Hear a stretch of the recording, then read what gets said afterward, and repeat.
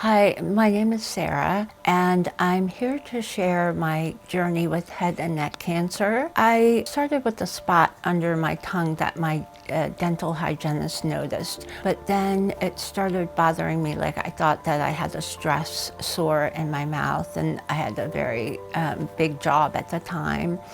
So finally, it had spread to the floor. My mouth was hurting.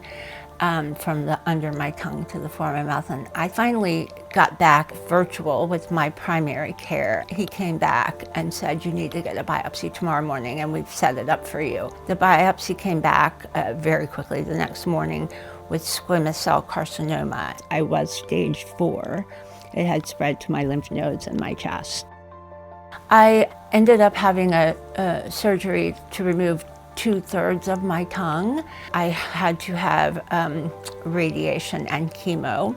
At the end of my chemotherapy, I had to have a PICC line. My field of radiation went all the way down. I had bilateral lymph node removal all the way down. And I did end up getting lymphedema, which I did not understand before. I never even heard of it. You don't study the lymphatic system in school.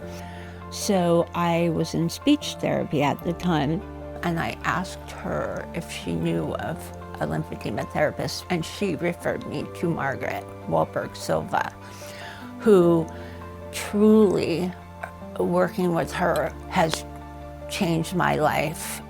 I now have a life again, and it makes me cry. I can't even tell you what Margaret's done for me. I can't. Very early, I was very fortunate. One of my first physical therapists for the lymphedema got me approved for the FlexiTouch pump, and a technician came to the house here to fit me and do a demonstration. I could not believe the difference in just one demo. At that time, I had it went from my chin straight down. It was so swollen, my whole neck, my face, my tongue was so swollen. That pump really made a difference. I believe that the FlexiTouch is very important for long-term management. It is a tool that a patient can have at home that they can use if they notice any change. And if you notice a small problem, you have a way at home to immediately address it. When people don't have that option, that's when things slowly get worse and worse. That taxes the system and complicates recovery.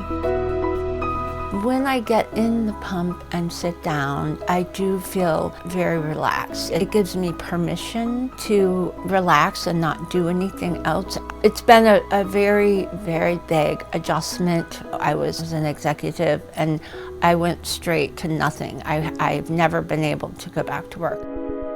Margaret is the one that educated me on exactly with visuals of what is lymphedema, and that's one thing that the Kylie app has that would have been so helpful for me at that time, because it has really good videos about what is lymphedema, how do you work to manage it.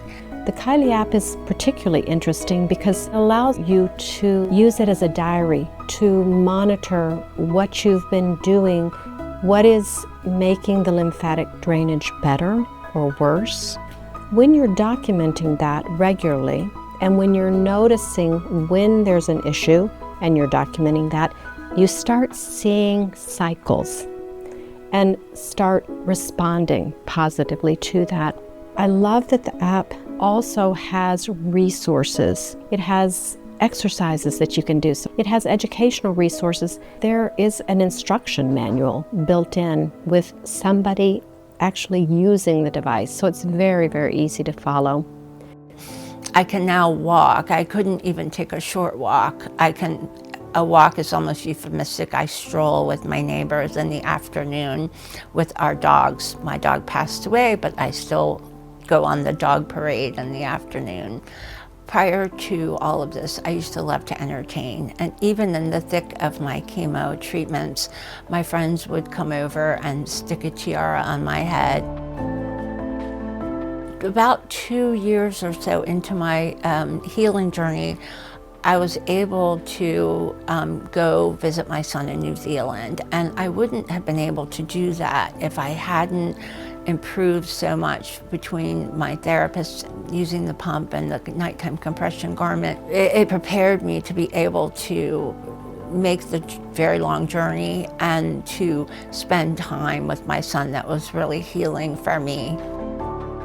You know, I have discovered through meeting other people from other hospital systems and other medical professionals that not everyone knows about the pump. I feel that the care for head and neck cancer is somewhat disjointed.